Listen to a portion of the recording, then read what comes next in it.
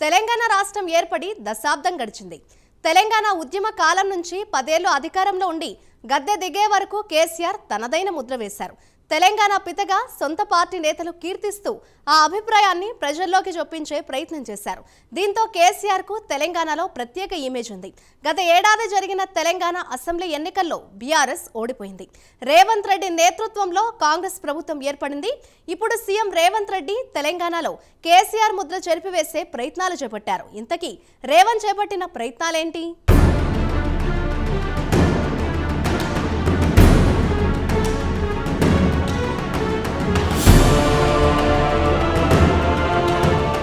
ప్రభుత్వాలు మారితే విధానాలు మారడం తెలుగు రాష్ట్రాల్లోనే జరుగుతోంది. ఏపీలో చంద్రబాబు నాయుడు అమరావతి రాజధానిని నిర్మించి చరిత్రలో నిలిచిపోవాలనుకున్నారు. కానీ 2019లో అధికారంలోకి వచ్చిన జగన్ చంద్రబాబు ముద్ర చెరిపేలా 3 రాజధానుల అంశం తెరపైకి తెచ్చారు.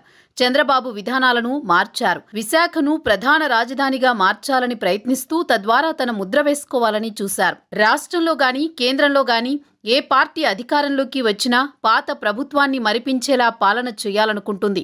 తనదైన ముద్ర వేయాలని భావిస్తుంది. గత ప్రభుత్వ నిర్ణయాలను తిరగదోడుతుంది. వాటిని సమూలంగా మారుస్తుంది లేదా మార్పులు చేర్పులు చేస్తుంది. ఇది తప్పు కాదు. అయితే చేసే మార్పులకు సహేతుక కారణాలు ఉండాలి. ప్రజలను కన్విన్స్ చేయాలి.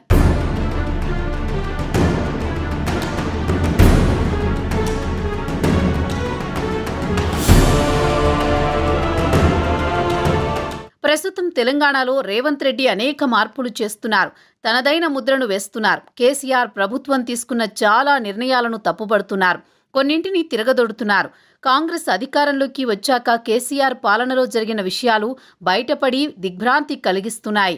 విస్తుగొలిపే అవినీతి కార్యకలాపాలు వెలుగు చూస్తున్నాయి. ఇంకా చూస్తాయేమో కూడా చెప్పలేం. మరి వీటన్నింటికీ కేసీఆర్కు ఇతర బాధ్యులకు శిక్షలు పడతాయో లేదో చెప్పలేం. అవినీతిలో ఇరుక్కున్నా తప్పుడు పనులు చేసిన ఉన్నతాధికారులు కొందరు పెద్దలు తమ వెనుక సూత్రధారి గులాబీ బాసేనని చెబుతున్నారు.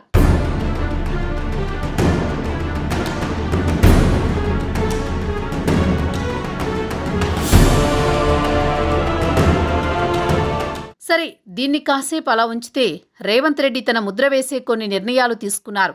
తెలంగాణ రాష్ట్రానికి ఒక అధికారిక గీతాన్ని ఆవిష్కరిస్తున్నారు. కేసీఆర్ అధికారంలో ఉండగా దీనిపై కసరత్తు చేసినా అధికారిక గీతాన్ని ప్రజల ముందుకు తేలేకపోయారు. ఇప్పుడు రేవంత్ రెడ్డి దాని మీద శ్రద్ధ పెట్టారు. అందశ్రీ ఎప్పుడో రాసిన జయ జయ హే తెలంగాణ గీతాన్ని అధికారిక గీతంగా ఆవిష్కరించబోతున్నారు. సంగీత దర్శకుడు కీరవాణితో కలిసి తుది మెరుగులు దిద్దుతున్నారు. కీరవాణి 3 వెర్షన్లు తయారు చేశారు. ఒక వెర్షన్ స్కూల్స్లో ప్రేయర్గా ఉంటుంది. మరోటి ప్రభుత్వ అధికారిక కార్యక్రమాల్లో ఆలపిస్తారు. ఇంకోటి జనరల్గా ఉంటుంది. ఇక తెలంగాణ స్టేట్ను తెలంగాణగా అంటే టీజీగా మార్చారు.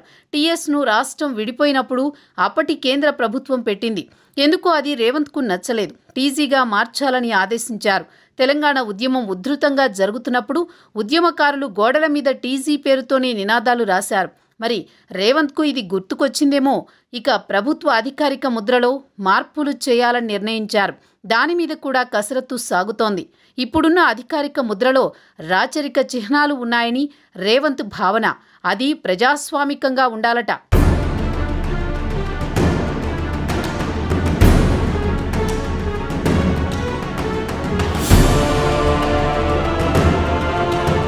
ఇక ఉమ్మడి రాష్ట్రంలో తెలుగు తల్లి విగ్రహం ఉండేది. రాష్ట్రం విడిపోయాక కేసీఆర్ తెలంగాణ తల్లి విగ్రహం తయారు చేయించారు. రాష్ట్రంలో చాలా చోట్ల ఈ విగ్రహాలు ఏర్పాటు చేశారు. కొన్ని ఊళ్లలో తెలంగాణ తల్లి చౌరస్తాలు కూడా ఉన్నాయి. ఈ విగ్రహం తెలంగాణ ప్రజల ఆకాంక్షల మేరకు లేదని రేవంత్ భావించారు. అందుకే దాంట్లో కూడా మార్పులు చేస్తున్నారు. గీతం, ఎంబ్లం అండ్ విగ్రహం ఈ 3 ఆవిర్భావ దినోత్సవంలో ఆవిష్కరిస్తారు. ఇక భూములకు సంబంధించిన ధరణి పోర్టల్ కేసీఆర్ తయారు చేయించారు. అది ఎంతో గొప్పదని కేసీఆర్, కేటీఆర్, మంత్రులు, నాయకులు ఊదరగొట్టి పారేశారు. కానీ అదో పెద్ద అవినీతి పుట్ట అని కాంగ్రెస్ అధికారంలోకి వచ్చాక బయటపడింది. దాన్ని కూడా ప్రక్షాళన చేస్తున్నారు. 10 జిల్లాల తెలంగాణను కేసీఆర్ 33 జిల్లాలు తెలంగాణ చేశారు. దాన్ని గట్టిగా సమర్థించుకున్నారు. ఎన్నికల ప్రచారంలోనూ ఇదే అంశాన్ని హైలైట్ చేశారు. మీ జిల్లా తీసేస్తారట అని ప్రజలను రెచ్చగొట్టే ప్రయత్నం చేశారు.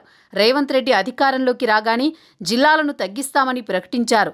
మొత్తం రాష్ట్రాన్ని 17 జిల్లాలు చేస్తామన్నారు. ఇంకా దీని మీద కసరత్తు మొదలు కాలేదు.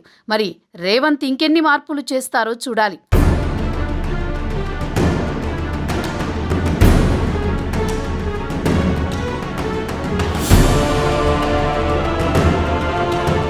ఇదిలా ఉంటే తెలంగాణలో కేసీఆర్ స్థానం ఆక్రమించేందుకు రేవంత్ రెడ్డి ప్రయత్నిస్తున్నారన్న అభిప్రాయం వ్యక్తమవుతోంది.